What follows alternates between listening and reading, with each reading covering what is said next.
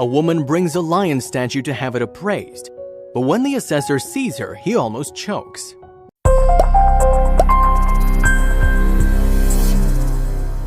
Antiques Roadshow presenter for 24 years, Rarity Mason thought he had seen it all.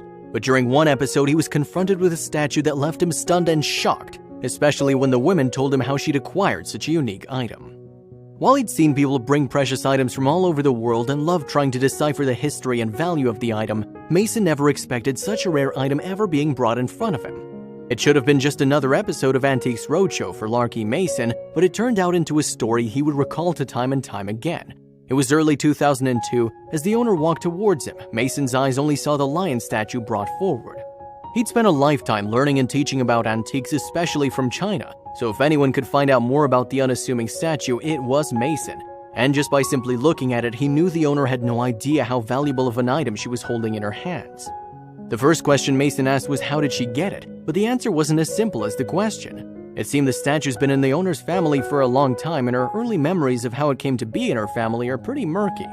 My grandparents picked it up. They traveled a lot in China, she said. When were they in China, Mason asked. The lady replied by saying, probably in the early part of the century. Where have you had this since then, Mason asked. My mother's had it in her house, and since then I inherited and brought it west, she said. Since then, the statue stayed in the corner of her living room. She even gave it a name of Leo the Lion.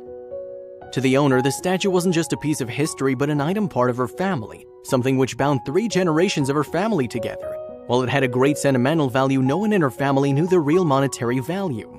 For someone as experienced as Mason was in the world of antiques, it was amazing to see him become so genuinely emotional on air, especially since at that point he'd seen hundreds of antiques. Okay, well, I'll start by saying when this came up, I could barely, he said.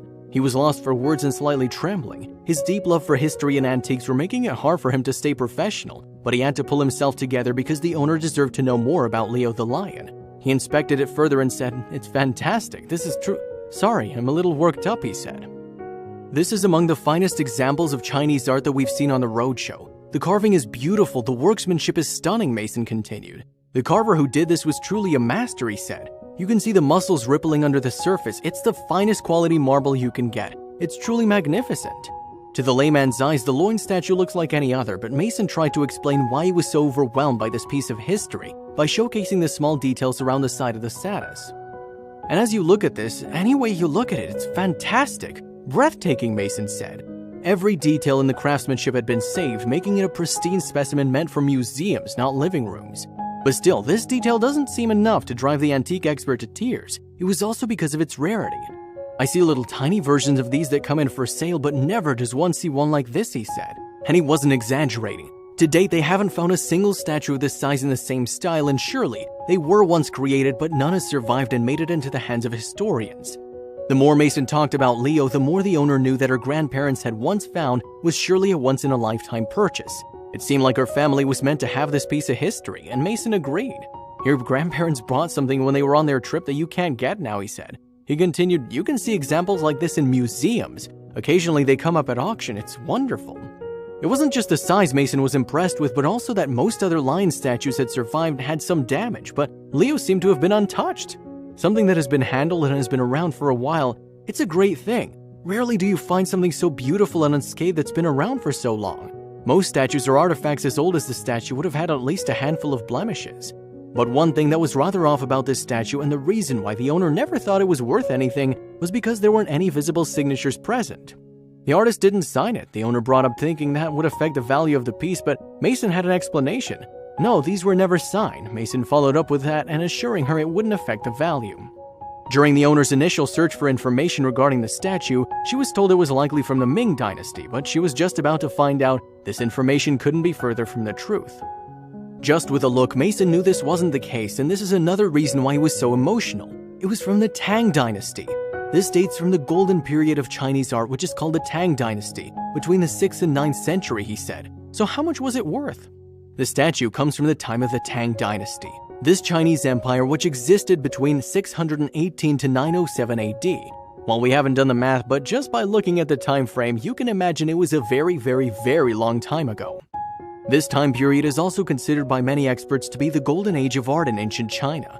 Everything from music to literature was changing and evolving, creating some of the most iconic items in the world, including Leo the Lion. To think that the work from the Tang Dynasty would one day find its way into a suburban home in New Mexico and later on a national TV show. The odds were very slim and only added to the drama. Though that doesn't say that Tang's work didn't stretch far and wide. Chinese craftsmanship was appreciated and exported to all parts of the world, especially India and the Middle East. The lion statue is just a hint of the real beauty of that majestic time. While many more sculptures can be traced back to the Tang Dynasty, mostly they're dotted around China and rarely make their way to the West. Also, at the time, Buddhism was the most commonly practiced religion in the country, and a huge amount of these statues depicted Buddha in all varying sizes. For this reason, the lion statue is even rarer since it wasn't widely produced. Another example that will provide more context to how important Leo was to history is to know that recently the Longmen Grottos, a cave system depicting Chinese Buddhist carvings, was turned and given World Heritage status by the governing body of UNESCO. So that's pretty important. The carvings were referred to as an outstanding manifestation of human artistic creativity for their size and magnificence, and this lion statue was created somewhere during the same time. When the lion statue resurfaced, it surely made headlines inside the Antiques Roadshow community. On the official website of the show, Larry Canal, who's the editor-in-chief, said the lion is one of, if not the greatest and most important antiques to ever pass through the show. In his account with the Antiques Roadshow Insider, Mason stated, "Surprise, astonishment, and disbelief washed over me the moment the owner of a white marble lion walked up to the Asian arts table in Albuquerque last summer," he said. Discovering a Tang Dynasty lion in such an unexpected venue, however, ranks as one of the greatest surprises of my career. It's exceptional not only for its size, around 18 inches, but because of its quality and condition. As far as Mason was concerned, the statue's base spoke volumes. "One of the ways I can tell you that it's what it's supposed to be, not only for the artistic aspects of it," he said, "but when you look at it underneath, you can see that there's every indication of great age from the chisel work that's taken place on the sort of sandy surface, which is fantastic. That gives you the kind of patina you want to see." Again, one of the things that Mason just couldn't get over about the statue was the original crafter's incredible consideration to detail. The craftsman treated this large sculpture in a manner more typical of carvings of much smaller size, he said. The surface is smooth and unmarred from damage. The details are crisply rendered as the day it left the carver's workshop. I told the lion's owner that its value might be a bit more than expected. The question remained, though, how much was it actually worth? And now we reveal what you all came here for. The value of the item, about which Mason said, "I feel pretty confident that one could get between $120,000 and $180,000 for it," he said. However, that might not be its true value. "Now, and the value I give you is an auction estimate value," he said. "But an insurance figure on this would be somewhere between $150,000 and $250,000, probably toward the high end. I'd probably say around $250,000 for insurance purposes." Imagine an 18-inch statue costing a colossal $250,000, and this was in 2002. This figure would have skyrocketed, and even some believed at the time it should and would be worth much more. Larry Canal recalled, "I told the lion's owner that its value might be a bit more than expected at around $250,000, Canal said. But the lion's owner took it in stride. She was as cool as a cucumber, even if she was as astonished by the value as Mason was by the lion. You'd think the owner would immediately be ready to sell this family heirloom, but turns out she had other plans. A couple years ago, Larry Canal revealed that he, like us, was intrigued as to what happened to Leo.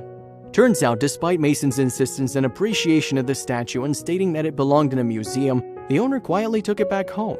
It seemed like all she wanted was the value to be appraised, and Leo would stay with her, in her living room, waiting to be handed down to the next generation of the family.